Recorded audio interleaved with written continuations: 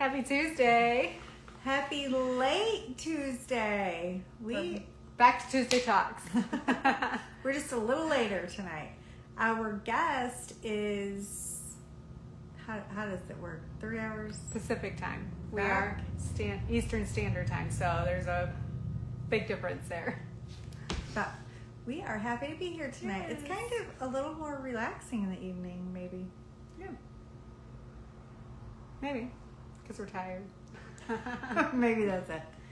I see her. Our guest today is Deanna from Smile Sciences. And she is bringing her testimony, and we are so excited. Hello. Oh my God, I'm so close up.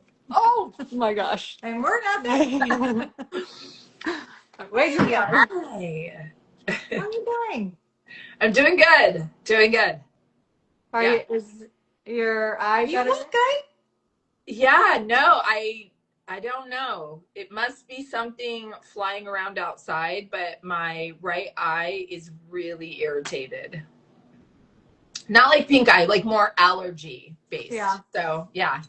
It's okay. It is what it is. But you still look beautiful. You look great. Yeah, you guys do too. Thank you so much.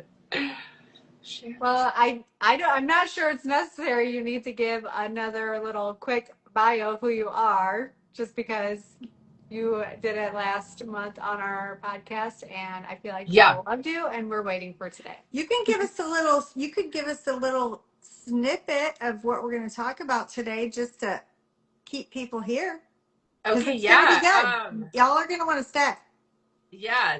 So I thought today we could talk about, the miracle I experienced in my life, and was a witness to, which was my daughter, who is now 21. But at the time she was 7 months old, and she was accidentally overdosed during a routine MRI and went into cardiac arrest. And there was a pediatric code blue called, and they were working on her for 20 minutes. So yeah, I thought I would share that story and, what we were told after, and the traumatic brain injury she had and the lack of oxygen, and, just how good God is, and where she is today. So We can. Yeah. I think that testimonies are one of our most superpower. I think it's our superpower. And I think that sharing them and receiving them are equally as important because it encourages people. It gives people hope that if God does this for you, He could also do it for me. Yeah. And one of the really interesting things that I really want to weave into the fabric of this is that it really was one of the pieces in where I am today, and really trying to get people to understand toxic overload and what it is, and how it affects our lives. So, yeah, We're ready. Okay.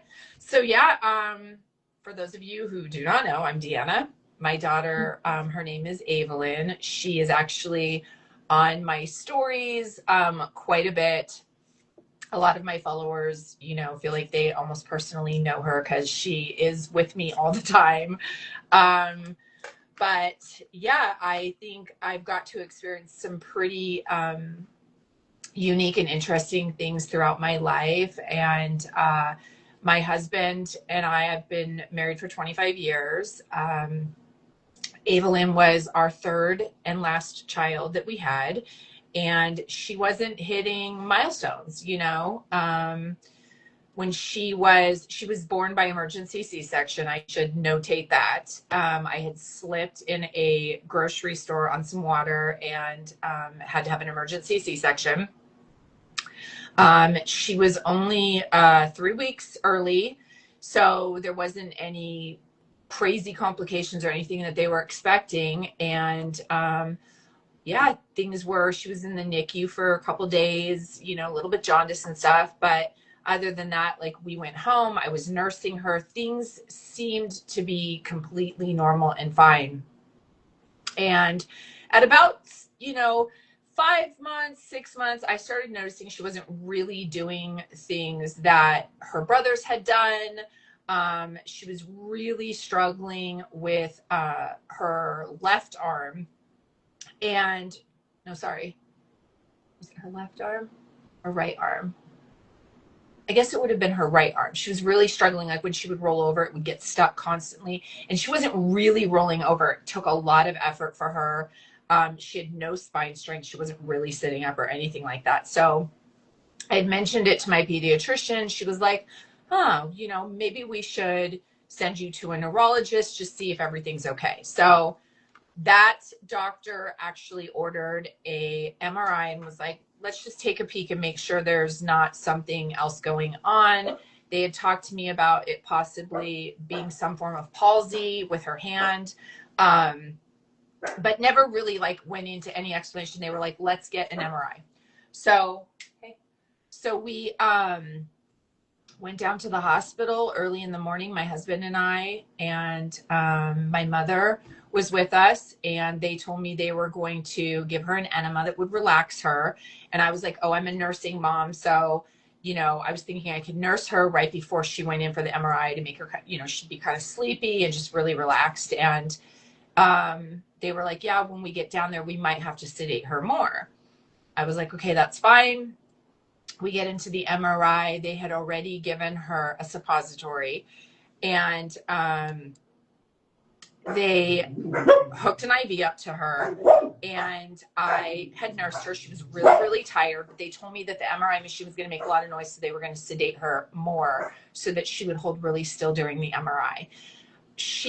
I did not know at the time what they were sedating her with. Like, I was somebody who was just like, I'll go with the flow and just go with it, right? It's not like I'm going to ask that kind of stuff. Right. Then, now, yes. Then, no.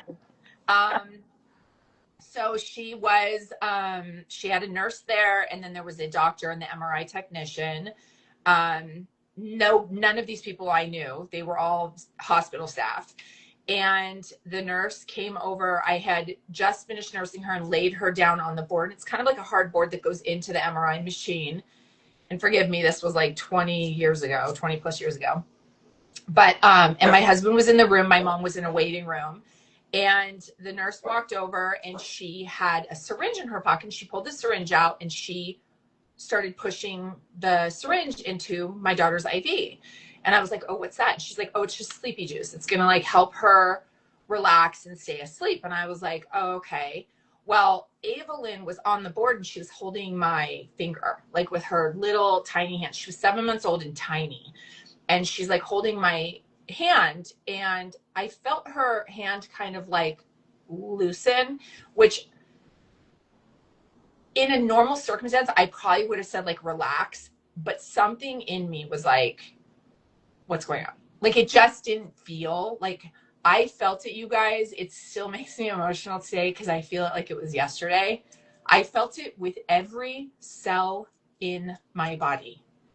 She let go of my finger, and I looked at her, and her eyes kind of like fluttered, like her eyelashes, and then they started to roll back. And I said, what was that? What'd you give her? And the nurse was standing across from me, and she's like, it's just making her really sleepy. And she pulls out another syringe and starts to proceed to put that one in. And I was like, wait, stop. What are you doing? And she told me, this is our protocol. It's okay. These are the medicines we give. And I was like, I feel like something's wrong. I really feel like something's wrong. And, back then, even nowadays, like probably people feel like this when they're in a hospital or a doctor's office, like that type of situation, you almost feel like bad for saying something. And so I was like apologizing, but I was also like, something's really wrong. Like, I'm sorry, I'm not trying to be like a worrywart, but I feel like something's wrong. And the nurse reassured me again, like everything's fine. And then it was like this just unbelievable feeling in me. And I looked at the nurse and I said, oh my God, something's really wrong. I think she's dying. And I'm staring at her face, which is completely lifeless. And right then, my husband was like, it's okay, like trying to calm me down. And I was like, no, something's really wrong. And that's when the monitor went off, and the nurse checked again and checked Ava's vitals, and Ava was not breathing. She immediately flagged for the doctor, who was behind like a wall where there was a window where she was like standing with the MRI tech. The doctor came out, and I don't even know like what she was doing, assessing. I don't remember. I just remember her yelling, "Call a pediatric code blue." That moment will forever be with me. That was unlike anything I had ever experienced in my life.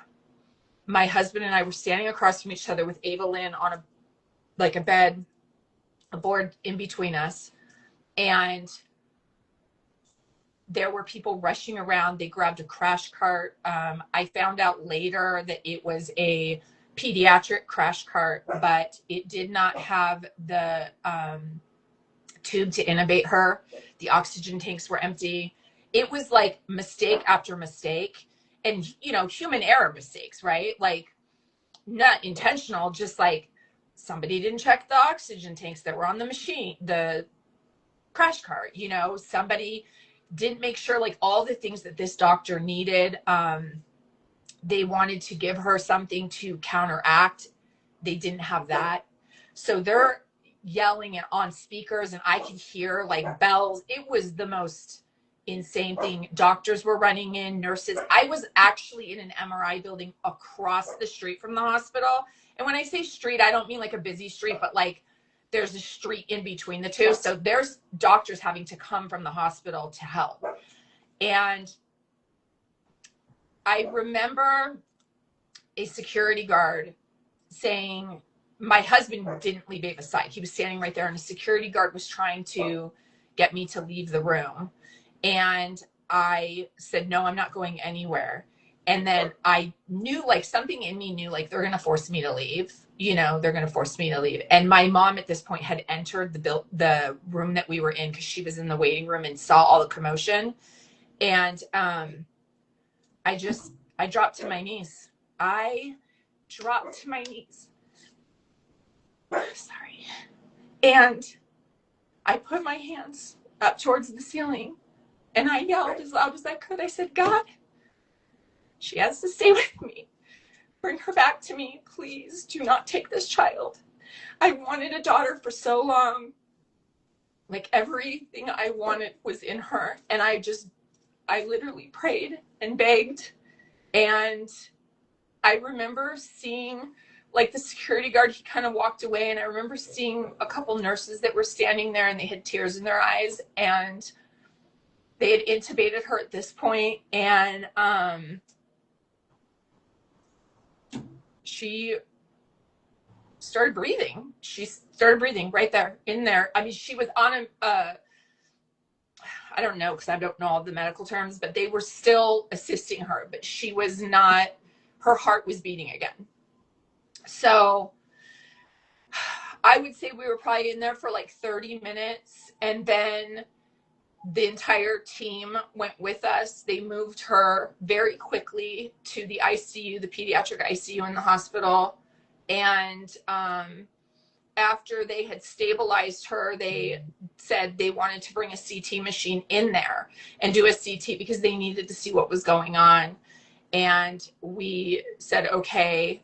I remember just being in a complete daze, and a doctor at UCLA told us, there's some serious bruising, and we don't know what her prognosis is going to be, and it was very dim in the room. They had the lights very turned down, and it was just my husband and I, Evelyn, and this doctor. And the doctor looked at me and he said, I don't even know if she'll ever walk again.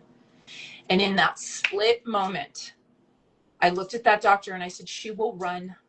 She will run. And I knew right then there was no one that was going to diagnose this child, and that I wasn't going to accept it. I just was not going to accept this. And I know to some people it sounds crazy, but this is my story, and like what we walked through in that. And I just refused. I refused. She ended up getting diagnosed with cerebral palsy. And, you know, we went through a lot over the next probably like 3 to 4 years. We got it really heavily involved in like early start programs, and sought out doctors who talked to us about like routing her brain. And our home became a therapy center. Like Ava couldn't talk. We learned to do sign language. All of us, I used to buy the CDs, My Baby Can Talk, and we would just play them 24 hours on the TV. So my boys learned how to sign with her. And, you know, we put up, she had major texture issues. So we started putting up like swings and misters. And I actually would use Cool Whip because she didn't like the texture of anything. So she wouldn't reach for things or touch things. And I would put her in the swing and we would put misters on, and I'd put Cool Whip because she liked the taste of it. So I'd put it in the little tray, and, you know, we would try to overstimulate her. I used Disneyland. You know, we lived in Southern California. I took her to Disneyland once a week and would take her on the rides over and over, and just all these things that like spoke to me, that I was like, I might try this, I might try that. And if this works, I got a bumbo to help strengthen her spine. It's like a little thing that, you know, toddlers can sit in. We were doing all these classes, and it's just, you know, the big thing is that I refused to accept a lot of it. I was like, I'm going to go to the ends of the earth to try to heal this and figure this out. And I'm going to have complete faith in God. And she began healing, you know, and I know I'm really lucky. I know I'm really, really lucky. And I know that God was a huge part of that. You guys all have seen Ava on my stories and stuff. And it's not to say we didn't go through like major trials and stuff, you know, because of, so Ava had a left-sided brain injury, a right-sided body weakness. So like we went through struggles where like her chest started to tilt because one side was pulling, and, you know, she had balance issues. And like I told you guys, she couldn't talk till she was 3. When she was 3, she said a full sentence, never a first word. It was a full, I want more. And we were all like, whoa, she just talked. So, you know, I just, Can I yeah, ask you? I'm yeah. sorry. What is cerebral palsy? Is it So something that's caused, or, I mean, obviously I've heard it. I just don't know what it is. yeah, so basically for Evelyn, I don't know if there's variations of that, but for Evelyn, what had happened was, so the left side of her brain there was a lack of oxygen, and it caused an effect on the right side of her body. So the entire right side of her body was not only just extremely weak, but she didn't have pain sensors on the right side. Like, she had broken her arm and we didn't know. So it's like little things like that where like you could put a needle on her toes and she wasn't retracting her feet. Like, she wore leg braces. So she was just extremely weak on that side of her body. They think the reason she wasn't talking is because when they intubated her, there was a temporary paralysis or like paralyzation that had happened in her throat, which is why when it came back, it just like kind of clicked on for her. But yeah, that was, she would fall over a lot. It was really hard. Like she couldn't ride a bike. So we ended up putting her in horseback riding. And because I had read and like I joined parent groups and stuff, and like people that were trying all these different things and stuff. So I was like, oh, I'm going to try horseback riding. So I think she was like 9 when we put her in horseback riding, and she always really loved animals. So that was exciting for her. She didn't really have fear.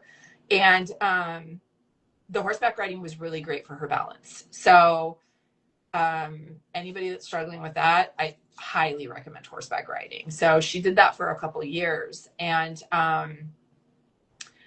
yeah, we chose not to put her in.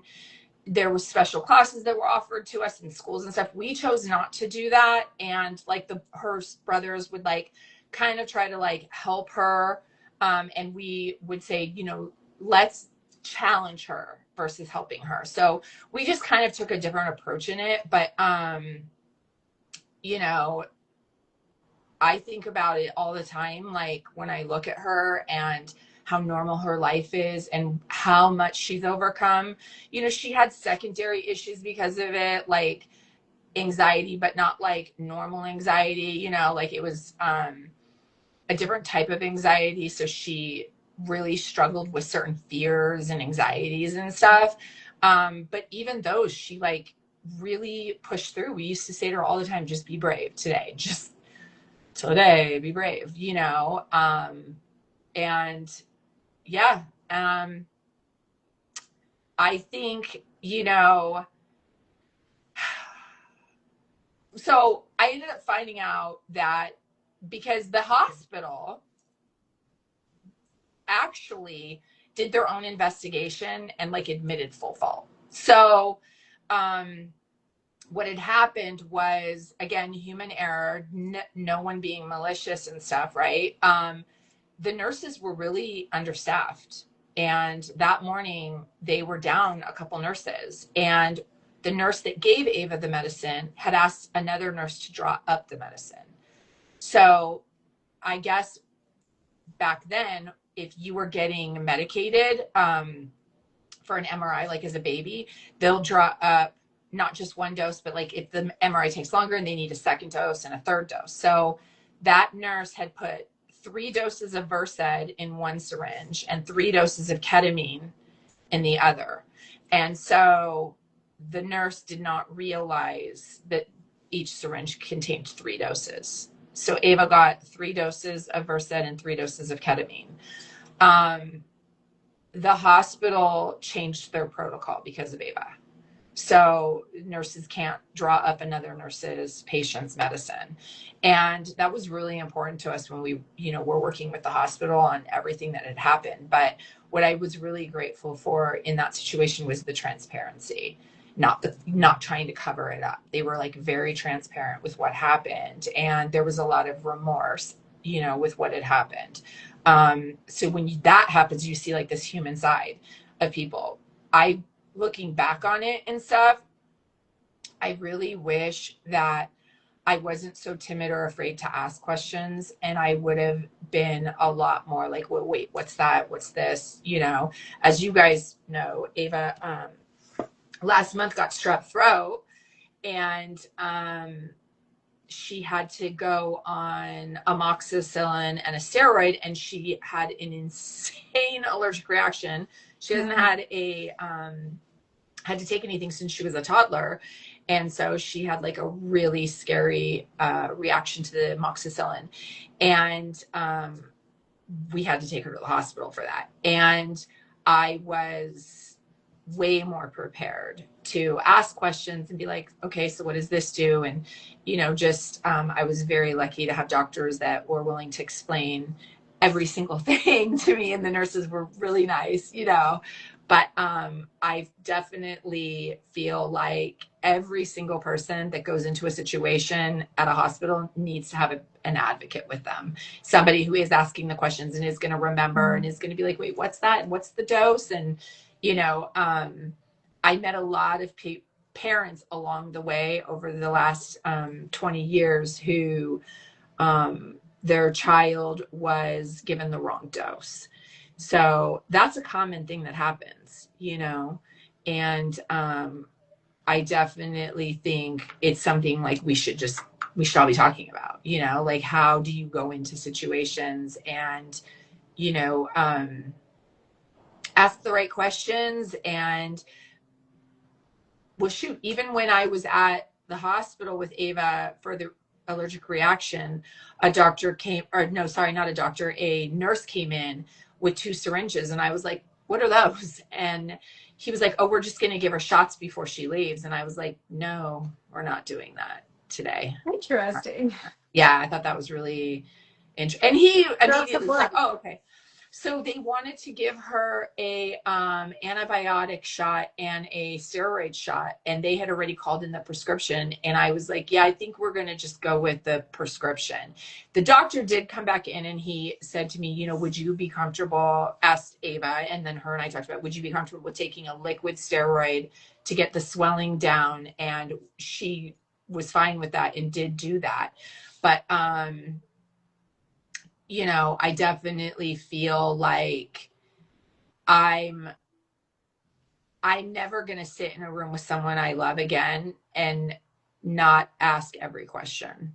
I You know. don't know how busy they Right. are. If they were up all Right. night, what's Well, that? and also it's, I feel like we get this like cognitive, like, I don't know how to exactly describe it, but they are also human. They are capable of Yeah, mistakes and capable of not doing the right thing. And although yeah, they are trained in this profession, yeah, I 100% agree with you having an advocate with you, someone in the room with you that yeah. like can also, know what's going on, ask questions, and it's not easy to be in that situation and ask No, questions because I don't know if it's just the environment is more excited and so you don't want to be that person to like constantly be asking and nagging and yeah. Well, yeah. but And go ahead. you do have to get in that mindset like no, this is like my life, Yeah. my situation. Yeah, and the thing is too is like if someone's not feeling well, they might miss some of those questions or be like, oh, okay, and just, maybe they're already on medicine and then they don't mention that and medicines can interact. So it's just I just feel like, it kind of felt like during COVID it became a little taboo to like talk about a lot of stuff and you were kind of problematic, Yeah. and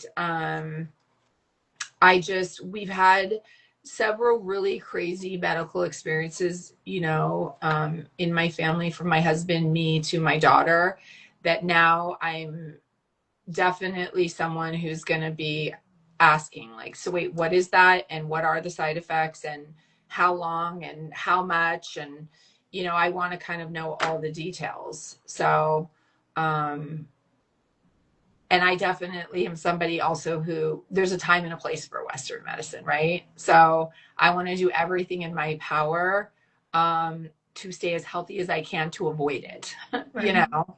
So, Well, I think maybe maybe there could be a checklist of things that a patient and a patient's advocate could be educated on, a quick yeah, list. You know, yeah, these are the things we're going to keep at the forefront of our mind yeah. because for you, I mean, I could see it is quite unsettling. I feel a sense of that unsettling just listening to the story.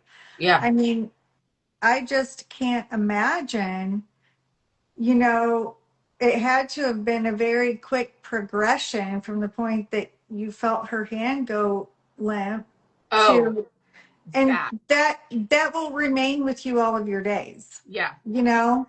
Yeah, because I think the thing that I was, telling my husband when we came back from the hospital this time, here she's 21. Like she can make her own decisions and, all this stuff, but it definitely brought up those same feelings. Like as she is swallowing this liquid steroid, I'm like looking at her like, is something going to happen? And then I'm trying, not to let her see that in me where I'm Yeah. just like, that feeling I have, which I don't get with other people. I get it with her because of what we experienced together. Right. Yeah. Like if it was my husband, I'd be like, he's fine. You know, I'd still advocate for you, babe. But I'm not like staring at him being like, is he gonna stop breathing? Yeah. So when you go through a trauma like that, Yeah. I think lives with you forever, no matter how much therapy you do or, Oh, yeah. it's definitely there. It is. So, I mean, everybody's experienced moments in time that those will be Yeah. forever a moment in your time. Yeah. And that can be refreshed very, very quickly, you Yeah. know? Yeah. But I And think oh, go ahead. I was just gonna say, I do think it's like healthy to talk about it, but also understand like one of the things I've done a lot recently is over the last couple of years is like when I start to feel a certain way or react a certain way, I'm like, huh. And I want to sit with that and be like, why am I feeling like that? Is that because we all make decisions, we all get triggered, all these things, right, by what we've experienced and lived in our own lives. So, you know, I don't want to be someone who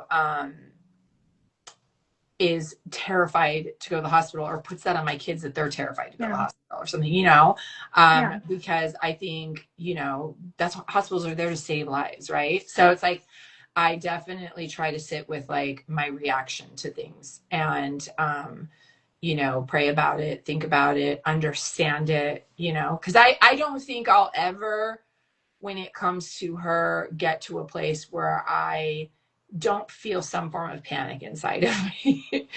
You know, if something happens to her, I'm definitely like, you know. Yeah. Yeah. I mean, yeah, considering all the stuff you've been through, Yeah. Yeah. So as a 21-year-old, is she with cerebral palsy? I know that. You know, we don't even tell people that she is, you know, she has healed so much. She can ride a bike. She has balance. She does very well. She is, you know, left-handed. She still does feel certain weaknesses on the right side, but, you know, she is extremely healthy. She works out. She watches what she eats. She can tell when she is being a little loose with what she puts on her body or in her body, because her body responds. But because she was pretty much raised, you know, going through several of the major medical things. And we always like really talked to her about it. And she grew up, I mean, we've been really holistic for the last, like, 2000, so about 11 years. You know, she knows how to like heal herself if she's coming down with something, you know. um Typically the methods that she was taught and that we use in our house really work. It didn't work for the strep, which we then knew, you know, very quickly, because you have to assess it in a good timing. Like, you know, we're not somebody who's like, oh, your body's gonna do it, you got this, you know what I mean? We know when it's time, like, to be like, okay, maybe you need an antibiotic, or, you know, maybe Western medicine intervention is needed. So it's not like, I'm not anti that. I'm just definitely somebody who feels like, instead of running to a doctor for everything, I feel like we should have a front where it's like, you know, try to heal these things naturally, and then if intervention is needed. So she does really well. She, you know, even the chest stuff, she's been seeing a naturopath for about 11 years, the same one. We've been very blessed because, you know, I know a lot of people who have gone from naturopath to naturopath and holistic doctor, and, you know, then they paid thousands for blood work and all these, like, I hear about, like, you know, these things where people try to find alternative care and it's a real struggle. I was very blessed. I was going through a major health crisis in 2015, and my friend introduced me to my naturopath, and I was just really lucky. She's amazing. And so she has been treating Ava for 11 years now, I think, like 11 years. And we're very close to her. And she's helped us just with layers of stuff. And so Ava lives a pretty normal life, you know. She has like little things, like still with the anxiety and just like, you know, little secondary symptoms that she struggles from. But yeah. Well, most of us do. Yeah. I mean, who doesn't, right? Who doesn't have something? So, you know, naturopath saved my family. Like, learning about the toxicities, like, that was, if I could just kind of turn right a little on that, it's, my absolute passion is talking about toxic overload, because I had no idea. Like, when I was going through my own health crisis, or my husband was going through cancer, like, not one doctor was like, so do you guys have fragrance candles in your house? Are you doing plugins? Like, no one was asking me if I got Botox. Like, I had no idea that, I was layering and layering and layering toxins on my body, in my home. I was poisoning my animals. Like, I had no clue. I was a migraine sufferer. The instant cure to my migraines was throwing out candles and no more Bath and Body plugins. I mean, I'm not kidding. Like, it was like a month and I was like, I'm not having headaches anymore. Yeah, that's crazy. I was like poisoning myself, poisoning That's my family. crazy. Yeah. And people don't realize that. It's like, I remember 3 years ago when I literally got to the point where I was like, you hear this term like crunchy mom. I was never like that. It was more like I was so desperate to not feel sick that Yeah. I, and I used to see people read like the back of stuff, like ingredients, and I would be like, who does that? Who does that? Well, we all do. We're a team Yeah. right now. No, what's funny is my husband and I laugh all the time because we're like, if it has ingredients, you probably shouldn't be eating it. How about that? Okay. Right. Like, we are like, I'm not kidding. Like, we are really serious about what is in this house, because we started to realize, like, oh my gosh, we're all feeling better. No more brain fog, no more midday crash. It's like, I have an LED light on right now because if I didn't have this ring light, which, by the way, I bought this light for our very first podcast. And I will tell you, it's because I was like, I'm going to be like, my followers know, because I do stories all the time and it's yellow in my house.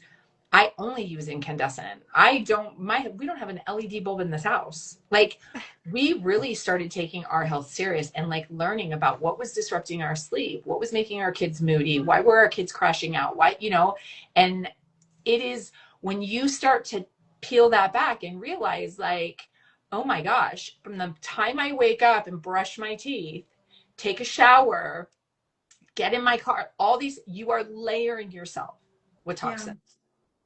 I And it can cause a lot of health issues. Yeah. I somebody said we might have even talked about this, you and I, not that long ago, but somebody said, try, just try, take a week, take a month, take whatever, and eat food without labels. Yeah. And I'm like, that's a novel idea. Yeah. I mean, we read labels, but to take it that next step, and Yeah. just try, live Yeah. a week without labels. Did you do it? Interesting. Very Did interesting. you do it? I haven't done it yet, but Mm-hmm. I do it more. Okay. I do it more. Like Yeah. today, I had a kombucha, had a label on it, Yeah. stuff like that. But I cook a lot. It's an interesting thought. Someone's gonna knock on my door. Someone's knocking on the door. Oh my gosh, I'm so sorry. You guys, I'll be right back.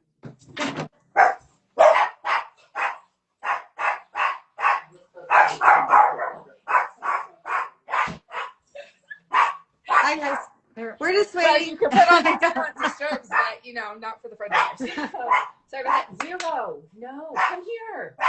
Zero. I saw your story I'm today gonna get a water. I'll be right back. about the dishwasher packs, and I was like, oh my gosh. So my dishwasher has been broke for I got months. some new dishwasher. And I was like, I'm so thankful that I haven't gotten it fixed yet.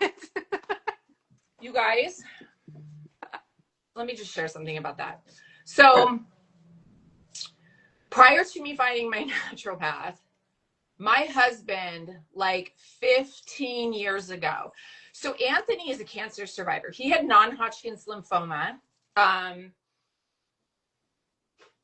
When we got married, we didn't think we were going to have any kids because it was non-operable. So he couldn't, he basically couldn't get the tumor removed, and it was the size of a grapefruit, and it was in his chest next to his heart, which was why it was non-operable.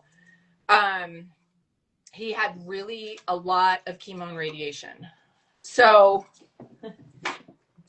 set that little guy down. 0. So he became somebody who he had a lot of side effects and residual problems from the chemo and the radiation. And when he started kind of being like, you know what? Why do I always have acid reflux? I have heartburn every night. And he just started paying attention to stuff. And I remember 15 years ago when he was like, dude, I think our city water's bad. Like to shower in, I don't even think we should like boil potatoes with it. And he tested our water and he was very correct about that. Very correct. Our water, you shouldn't even cook with. Like I live in Los Angeles, you should not cook with the water. There's a lot of toxins and a lot of chemicals in our water. If you fill up my bathtub, it smells like chlorine.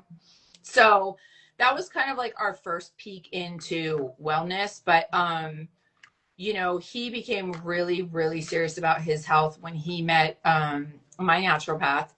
At first, he was very standoffish, but I started to thrive. And he was like, wow, she's really thriving. So he gave it a go. And she told him, like, I'm going to get you off all your prescriptions.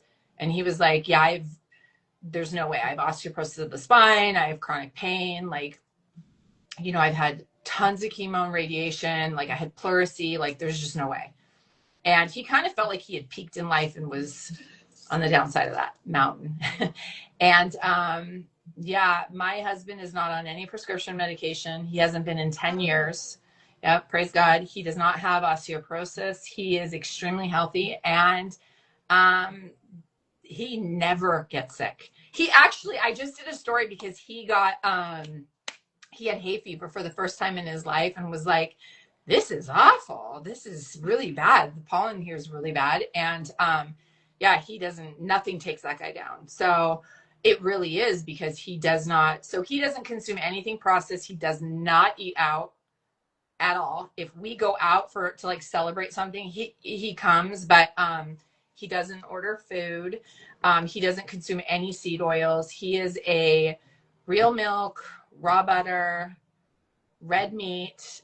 He doesn't even eat like white meat. He's very and he probably consumes 3 dozen eggs a week. Is he on full carnivore? No, I make him a lot of salads. So I don't buy dressings or anything anymore. I create all of my own. Mm-hmm. And so I will make salads or, you know, I'll have fruit or vegetables with our meals, and he eats all of that. But like he does not consume, like he only drinks water and 2 cups of organic coffee a day. He consumes minerals like, you know, electrolytes and different types of salts. But he does not eat any sugar. Yep. Doesn't eat garlic, doesn't eat onion. Yeah. Why not garlic and onion? So I think a lot of people who have had chemo and radiation, it bothers them. So he was on heartburn medication for years. The one that gives everybody cancer. It's almost ironic that the cancer gave him that, and then he took something for that gives you cancer. But so my naturopath was like, we're gonna get you off all of that. And if he ever even gets a wince of it, he takes Bob's baking soda, puts in a shot glass, puts water in it, and if it's still there in 30 minutes, he takes another shot of it, and that's it. That really works. By the way, baking soda. Yeah, really baking soda. I used to. It is a wonder. It is a wonder what baking soda can do. It also removes skin tags if you mix it with olive oil. So I did not. Yeah, baking soda is amazing. It's a great cleaner for your house. It's non-toxic. Has a lot of benefits.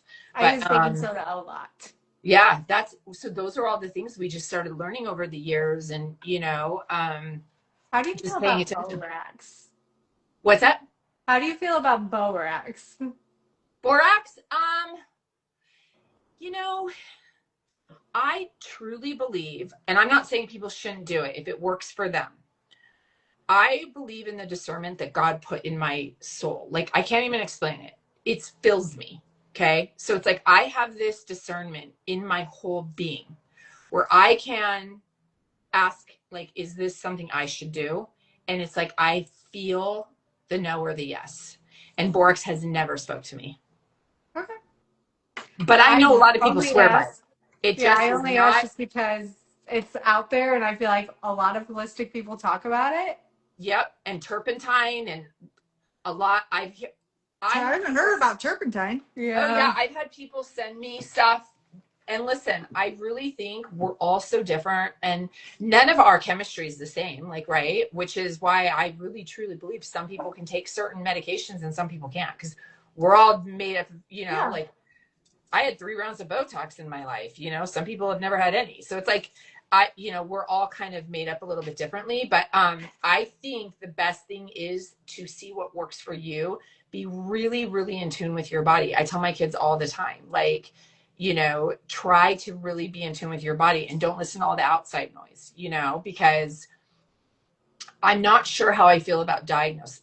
That's why we never told anybody. We weren't walking around being like, our daughter has CP, right? I feel like we are living in this world where everybody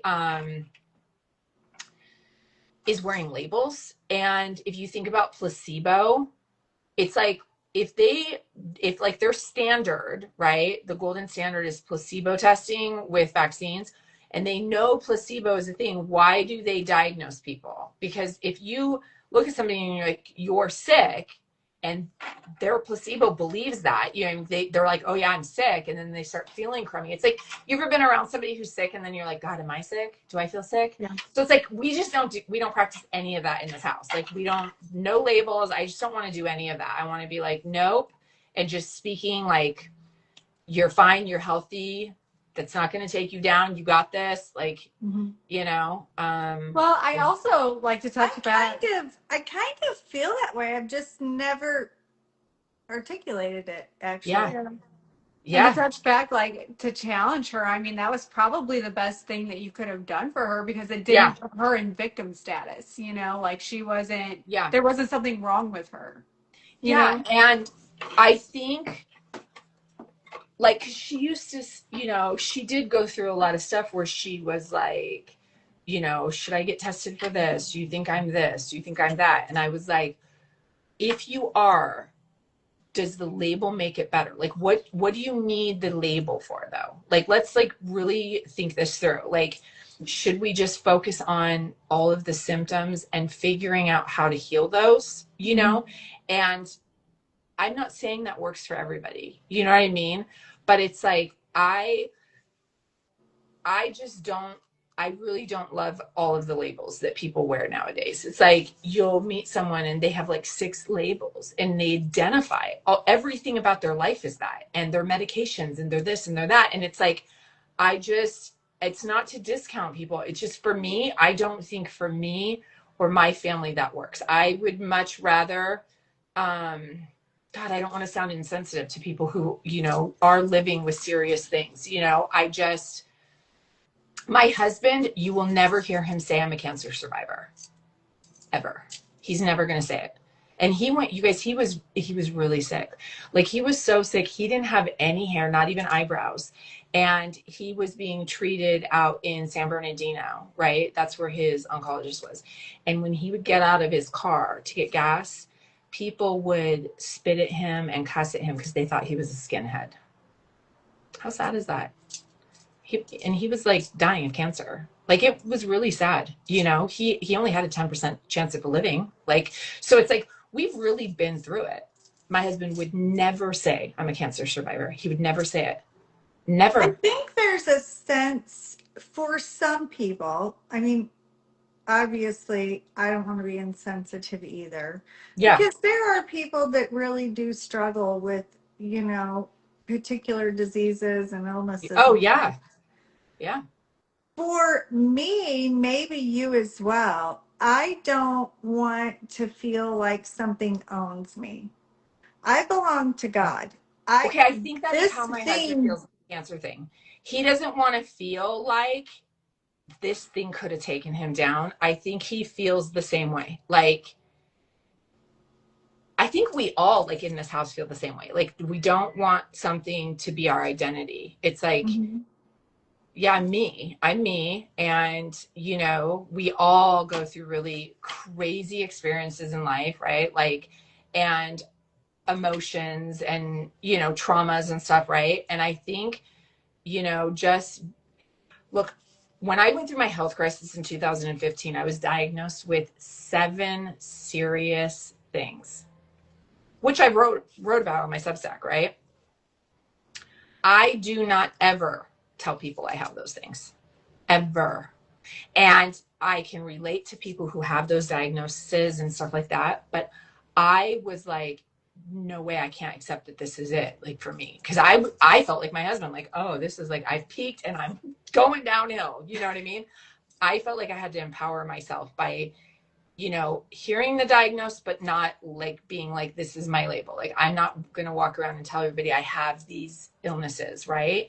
And, I only have one of them that I'm still trying to heal, you know, and these were diagnoses I was supposed to have for the rest of my life, be medicated. I take no medications. I am like really serious about my health and my healing and keeping my mind out of that, you know? Right. Yeah. There's this funny It, little line in this movie. Her oldest daughter, our first granddaughter, loves the movie The Help. I don't know oh if my you've gosh, ever I seen it. love that movie. So the I love part that when the movie. Yeah. mom, Yeah. I decided not to die today. Mm-hmm. Yes. I love that Yes. line. It Yes. is the best. Like she was Yes. very, very sick, and she just Yes. no, we're You not know, doing this it's anymore. funny that my husband's mom's the same way. She has had stage 4 liver cancer for Wow. 10 years. Hmm. For 9 10. years, 10. 10 years. Yeah, 10. Praise the And Lord. yeah, we yeah, it's she is miraculous. She is like, I'm going to stay here for you guys, you know, and she has a very strong mind. She did both. She did some Western, she had chemo, radiation. Um, so she's done a lot of Western actually, but she has allowed us to sprinkle some holistic stuff in there, and help her holistically as well. So, yeah, she is the same way. I'm not going to die this week, not this week. So, I was just reminded, I just looked it up. Romans 12:2. Do not be conformed to this world, but be transformed by the renewing of your mind. mhm. You may prove what is that good and acceptable, perfect will of God. God Amen. would that we would live and live Yeah. more abundantly. Yeah. I just And love not let our those minds be stories. controlled. Do you know what I'm saying? Right, Like, so absolutely. did you guys watch The Chosen? I She watched a has lot watched. of I it. have Yes, not watched it. I've watched some, but I have not. Man. It got wonky on my TV. I couldn't find it, and it was Okay. only offered on like a specific, but now it's everywhere.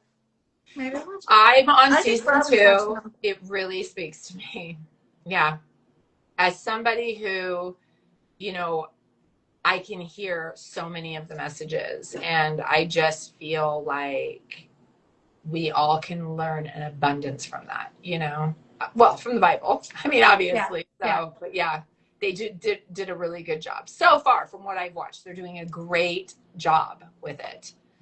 So, Well, yeah. we all need encouragement in this life. This world will take a person down. I They was tried during COVID. That was Oh my gosh. Well, crazy. I mean, COVID was an extreme case, but Mhm. I mean, every single day we could be wallowing in fear and Yeah. sadness and depression. And hey, there's plenty of things to be sad and depressed about. Yeah. Yeah. Ask anyone that we know, look in the mirror, ask ourselves. Yeah. With Jesus, though, it's a different situation. Yeah. It is, we have hope in him. Yeah. And I was sitting last night and I was doing some stories and, messing around on Instagram, and this sentence crossed my mind, and it was just remarkable. The best assault on hell is to live a life of peace, hope, and contentment. And it's Yeah. true. Yeah. Put our faith in God. Quit putting Yeah. our faith in this world. Yeah. Yeah. It's interesting too, because one of the things I heard so much, like growing up, was if God was real, then why did he allow cancer?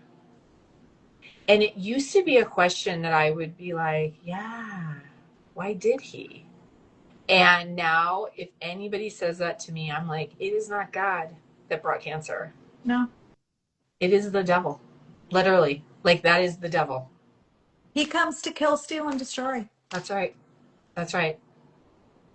Mm-hmm. And I've known people that have had cancer. That a good friend of Robin's, who has become a friend of mine, she graduated with her. She got cancer almost 2 years ago. Oh. And this is going to sound like a strange thing to say. She was already a lovely person. Mm-hmm. She is multiplied depths more lovely than she ever was before. And she Mm-hmm. was a lovely person. Yeah. God has just done something in her that Yeah. has just multiplied her delight, Yeah. her loveliness, her beauty, her Yeah. contentment, Yeah. the peace that just comes out of her. Yeah. It's Yeah. amazing. Yeah. And it obviously meant to inspire. She is an inspiration. She is very Yeah. much an inspiration. Yeah. Because although, like, we live in a very, very small town, I think there's 3,500 of us. So Yeah. we all kind of know each other. Yeah. And the joke is you can't go to the grocery store without having a, whole visit with everyone you know. Yeah. And I see her often there. And she Yeah. always just looks so beautiful. Like, no Yeah. one would ever know. Yeah. Yeah. Like, she doesn't show it on her face. Yeah. She doesn't live that life like, oh, I'm, Yeah. going through this. It's Yeah. very inspirational. Yeah. What town are you guys in? We are Dowagiac, Michigan. We are, it's called Dowagiac. So if Dowagiac. Dowagiac. Dowagiac? Yeah. Dowagiac. So we're right in the tip. We're like Okay. 20 minutes from the Indiana state line and Okay. about 30 minutes to Lake Michigan. Okay. It's a cute little town, but Yeah. it's very small. I think little towns are going to make a huge comeback, guys. I think so too, because Really a lot of, I feel like a lot of what's going on in our environment and a lot of things that people are waking up on is that God's design, that family, that small town living, coming back to your basics, maybe homesteading a little bit. Yeah. Yes. I love that. Or it's just my algorithm. Yeah. No, dude, I really think that's true. Yeah. I wish, my hope is that everyone I know watches this and makes a decision to think about maybe some of their diagnoses in a different way. Maybe they listen to this and they say, if Ava Lynn isn't showing signs of all of the things that she endured as a child, maybe I can turn life around. Yeah. Maybe hearing, that you don't have to dwell on the bad things about your life. You can have faith and hope and ignore some of that stuff. Yeah. Yeah. Well, and I think if I'm going to leave you guys with one thing, I really want to say, I hope that people start to really pay attention to what's in their house, what they are putting on their body, and what they are putting in their body. Because I am telling you I think a lot of things start to feel better when you don't have all these toxins. You know how God, if I could just say one more thing. So if you cut yourself and you bleed, right? You cut your finger. What happens next? It heals, right? Mhm. You literally watch this cut heal. Your entire body from head to toe is doing that every single day. So what is stopping your healing? Okay. What is stopping your healing? If your body is trying to process all these toxins you're putting on and in it, it could be stopping your healing because your body always wants to heal. God made us perfect by design. That is how he designed us. So all of these things that are not natural, what are they doing? They're stopping your healing. So if I could just leave people with that, like lessen your toxins. Let your body heal. Let me ask you this.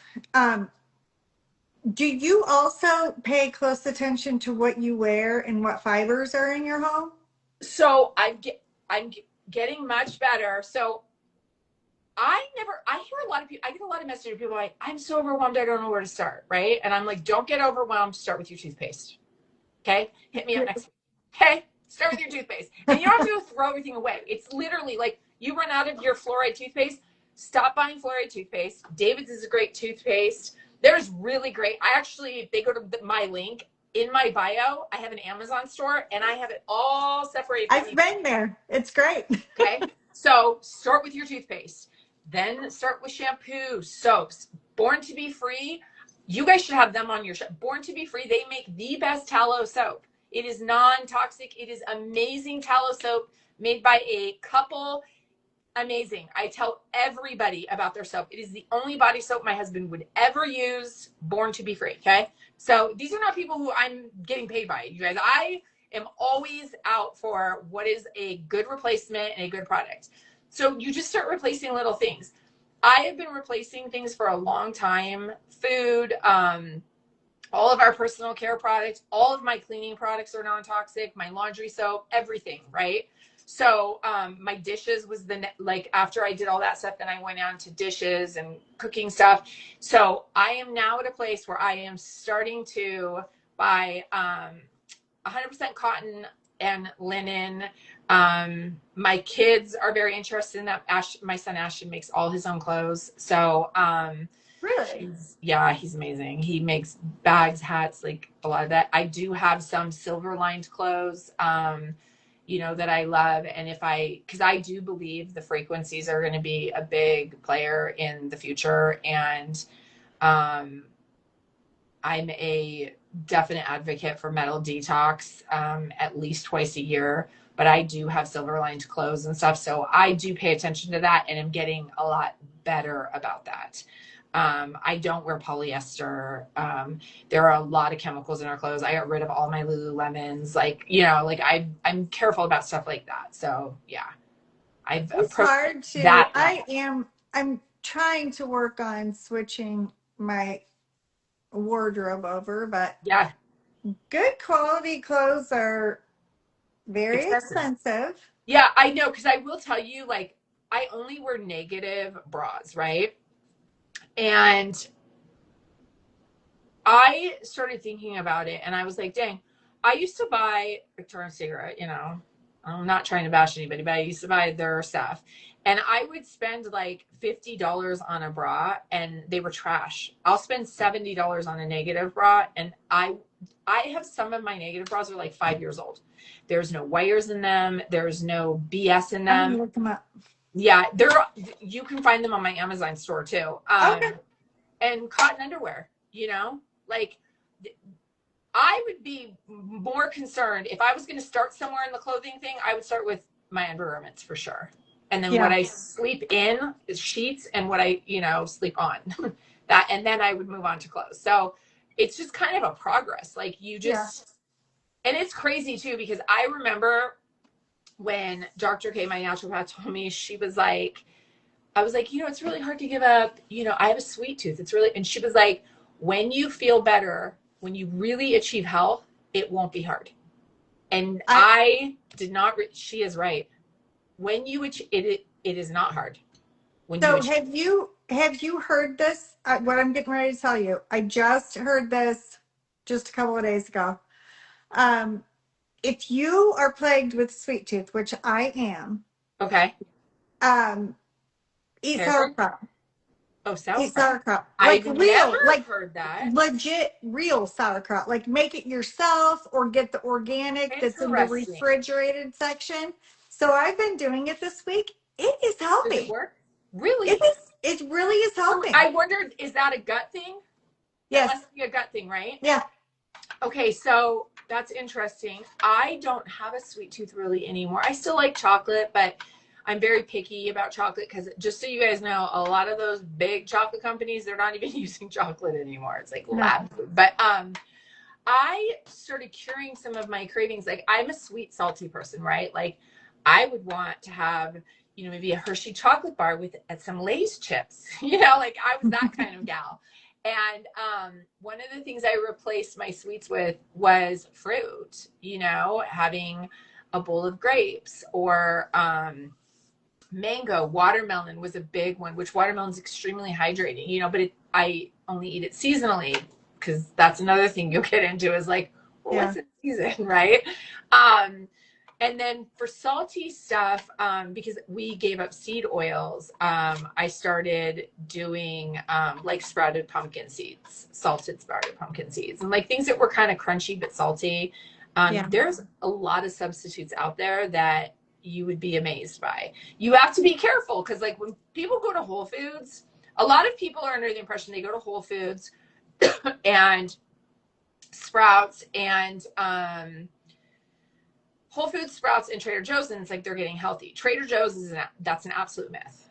Okay, in case you didn't know, read the it's absolutely not true. Okay, it's cheaper, but it is not healthier.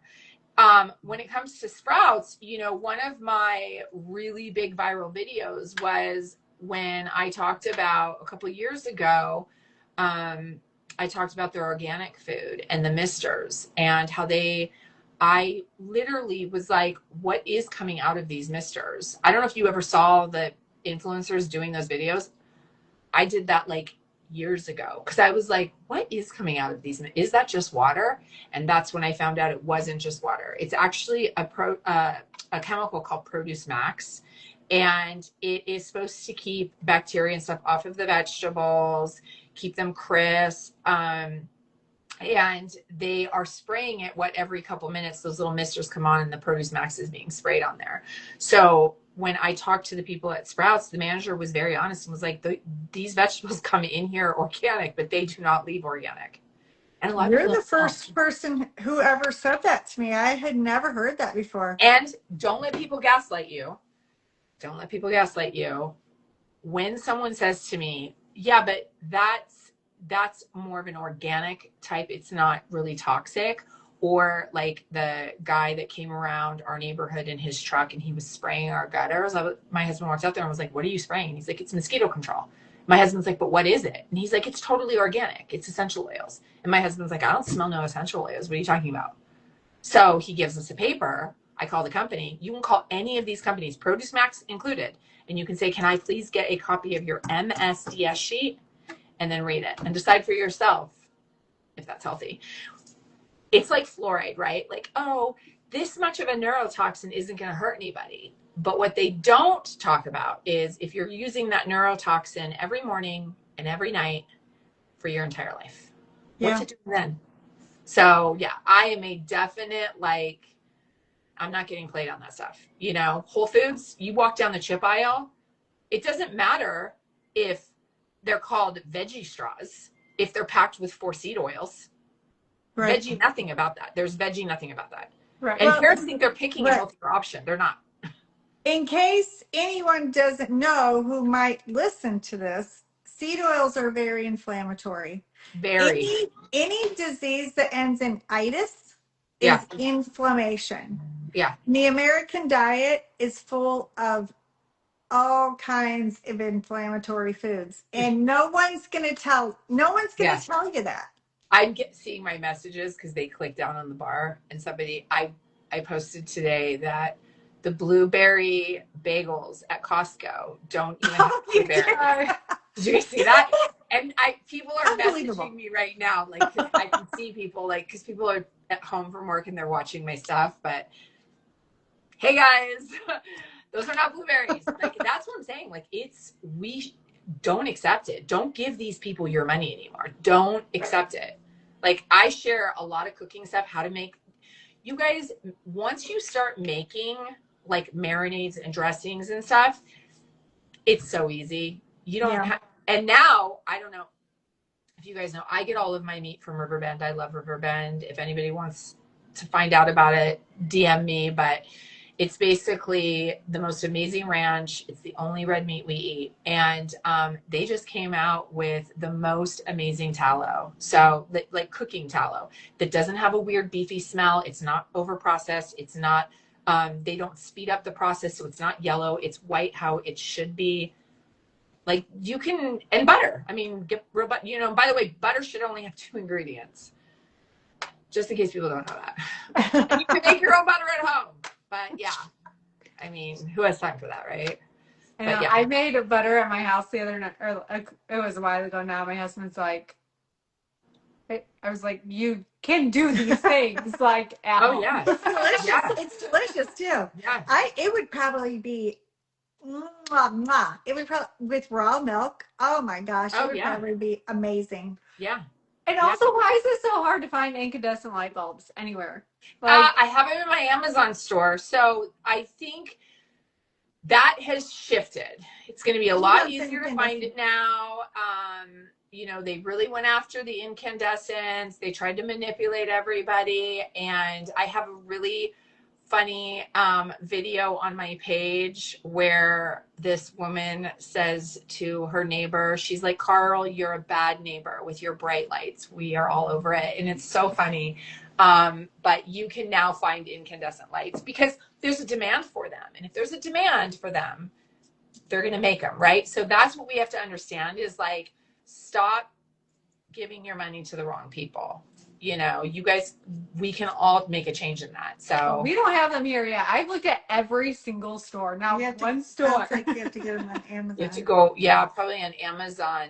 You will get them. I know, like here, our Lowe's and Home Depot are carrying them now, so they're coming. It's coming, yeah. For a while, people would ask me where I get my light bulbs, and I was like, my husband 12 years ago started buying light bulbs and storing them. He was worried that they were not going to make incandescent. So we had bins and bins of light bulbs. Yeah. Awesome.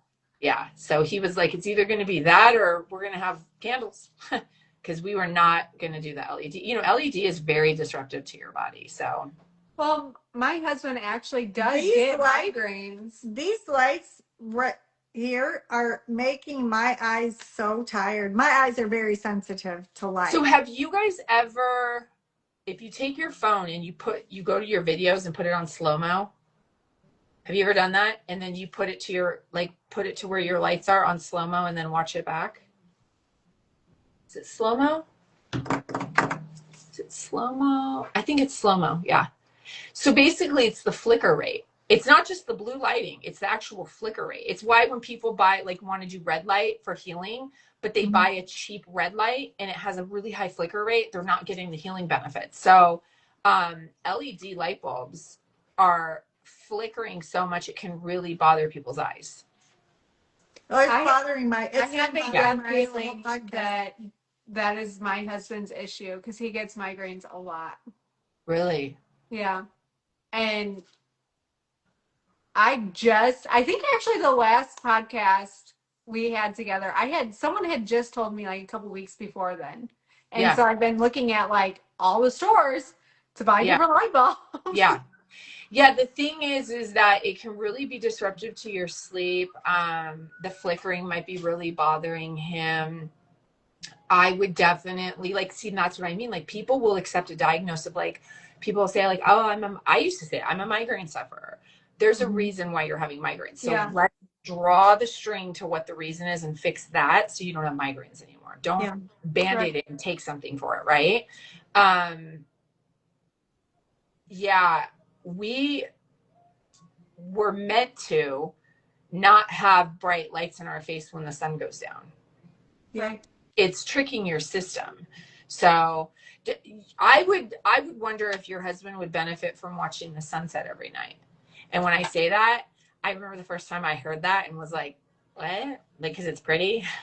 Yeah. But there is something to watching the sun rise and the sunset that helps your entire body like calculate itself. So I just wonder if that I would mean, be he loves all that kinds of stuff. I mean, he yeah. actually probably does it kind of often, but Yeah. maybe not on a consistent level. But Yeah, and not with glasses on, not through a window, like naked eye to the sun, because the sun is the most healing thing we have. Yeah. So the day I do actually I try to watch the sunrise more Yeah. often than I feel like I'm trying to watch the sunset. Yeah. Um, but the days that I do get outside and I get that early morning light into Yeah. my eyes, my day is much better. I, Yeah. I feel in a better mood. I Yep. feel lighter in my Yep. spirit. I Yep. feel more contented. I'm not I'm not on edge anyways. That Yeah. I'm not a person that's on edge, but Yeah. like things don't bother me. Yeah. It's an entirely different thing. Yeah. Yeah. If you can get that early morning light, Yeah. that sun in your eyes, Yeah. it'll set your day. Yeah. And, you know, it makes you wonder like why they push sunglasses on us. And I used to wear sunglasses all the time. The only time I ever wear sunglasses now is if I'm like in bright white snow or on a Yeah, really, like in the water or on like a really white sand beach or something, which I haven't yeah. been on for like 2 years. So, I mean, gosh, but yeah, our bodies are not supposed to do that kind of stuff. So, No, actually, another thing is, um, so if you don't wear sunglasses, your body will get the proper melanin to the surface of your skin. And melanin has its right, own healing effects. right, Like we need the sun in our eyes to right, regulate how right, much melanin to bring to our right, skin. I'm right. not Natural saying it sunscreen. correct. I'm Right. not saying it right, but Yes, it's it's like turning on a understandable. natural sunscreen when you watch that first 30 minutes of the sunrise. And then people who wear sunglasses are more likely to burn than people who don't. Yeah, that is correct. But my daughter went to school in Hawaii. So she went to college on Oahu. And everybody would always ask her, like, I never see you put on sunscreen. She's like, I don't wear sunscreen. I don't wear sunscreen. I train my body and I don't wear sunscreen. And we train every year. For her, she was living there year round. So before she went and moved to Hawaii, like she was preparing her body for it. And then, yeah, never. She didn't wear sunglasses and she didn't wear sunscreen. And she was never burnt. Never. She had beautiful glowing skin. So there's The sun's definitely, very healthy for us. yeah. I always feel my best when I'm tan, personally. I really do, you Yeah, know? Yeah. And a absolutely. lot of us are probably pretty vitamin D deficient, you know? I think And all of Michigan why do is. doctors say go take vitamin D supplements versus go be in the sun? Right. we're Things to, gonna have you back. I know. We can talk about so much stuff. Now Great. I need to do a reel about don't wear sunglasses. Yeah. Seriously. Get early Yeah. morning light. I believe that we are supposed to be building these communities, and then like as I touch someone's life, they touch someone else, and like we're all supposed to be coming together on this and being like, wait, there's a way better way, guys. Like we can do this better, you know? Yes. So We're gonna that's do what it. I'm hoping for. Yeah. That's great. It was great. Of I love course, it talking was to you great. guys. I know. You know. I know. Well, So we're gonna have you back. I'm gonna text you. We're gonna schedule another okay. day. Sounds good. I love it. Robin's got to get home to her kiddos. They miss Okay, her. I know I gotta go make dinner. They're calling. Oh yeah, Mama. I forget that it's 9 o'clock for us, but it's earlier for you. Yeah, So 6. Yeah, yeah. my kids So gotta have school tomorrow, yeah, yeah, and exactly. they are I know they're taking advantage. Yeah. No, they're saying, Mom, come home, put us to bed. Yeah. So I remember those days. Wow. They Well, don't last forever. Dad won't put kids to bed. Yeah. Yeah. It's No. all right. There's no bedtime. Yeah. It's Yeah. called dad rules, and it means Right. there's no rules. Right. Right. You're gone and they're like asleep on the couch at midnight. Yeah. That's so great. Oh my gosh. Well, you guys, it's always so good talking to you. Yes, it You is. as well. All right. We'll talk chat soon. again soon. Okay. Sounds good. All right. Okay. Bye. Bye.